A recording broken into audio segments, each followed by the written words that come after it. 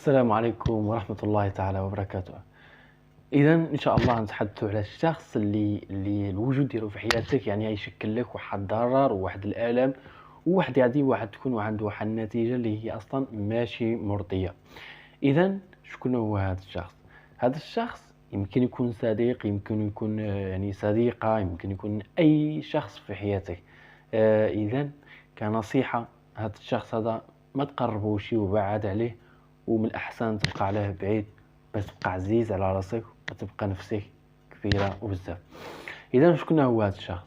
هذا الشخص هو ذاك الإنسان اللي أصلا ذاك الصديق ديالك اللي أصلا دائما كيجرك غير من الطريق ديال الشر، دائما الطريق ديال الشر. ما عمره مثلا كتلقاه كينصحك انك تمشي في شي طريق ديال الصواب وتكون انسان جيد يعني وعندك افكار واخلاق، ابدا. كتلقى هذا الشخص دائما كيجرك التهلكه. اي واحد فينا يكون هذا عنده هذا النوع ديال الاصدقاء اللي هما اصدقاء السوء. هذا النوع ما عمره مثلا يتمنى لك الخير، يعني يبين لك انه مثلا دائما معك ودائما يعني في الجنب ديالك وواقف معك، ولكن غير في التخربيق. مثلا إلا جيتي مثلا معقول، وإلا جيتي شي أمور يعني اللي هي يعني كتحتاج الدعم وكتحتاج الوقوف ديال بصح ما غاديش تلقاه. هذا النوع دائما كتلقاه غير في الخوا الخاوي. دائما مثلا يقول لك يلا نفعلوا، يلا نعملوا مع الدريات، يلا كذا الى اخره. يعني انتم عارفين الشباب وعارفين يعني الجيل ديال اليوم.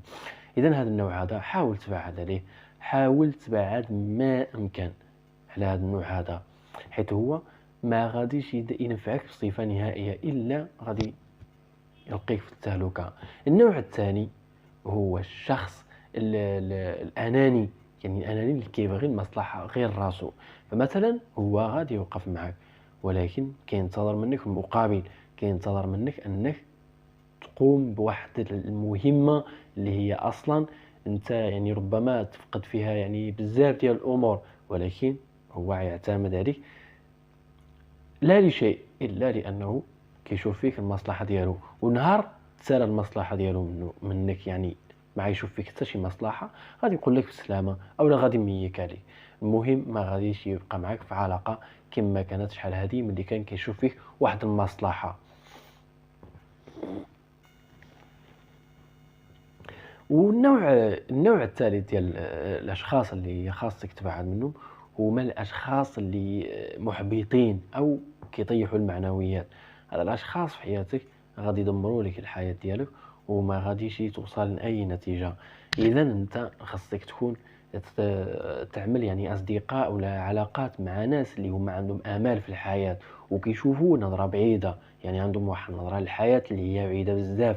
ما كيفكروش مثلا حاليا، كيشوفوا الحاضر ولكن كيشوفوا حتى المستقبل. هذوك الناس اللي دائما كيشوفوا دائما كيعملوا لك الاحباط، دائما كيسبوا لك الفشل، كيبينوا لك واحد الحاجه يعني انها مزيانه شي وخايبه، وكيبين لك غير الحاجه يعني السيئه، غير السيئات ديال الاشياء، ما كيبينلكش الامل ابدا.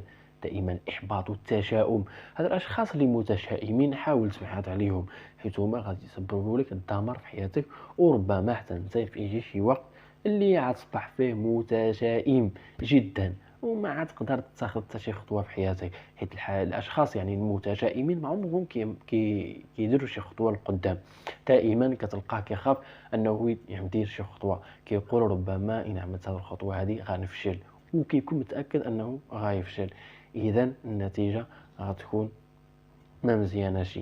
اذا بعد على هاد الاشخاص الثلاثه اللي ذكرناهم، ثلاثه ديال الاشخاص، ثلاثه ديال الانواع، بعد عليهم حياتك وحاول تتخذ يعني ناس وصداقات جداد وتكون يعني روابط وعلاقات يعني من برا. ما تخافش مثلا انك تربط علاقات، لا بالعكس، ما تبقاش غير مع الناس قدام. حاول تاخذ يعني ناس جداد، حيث العلاقات كتنفع في المجتمع.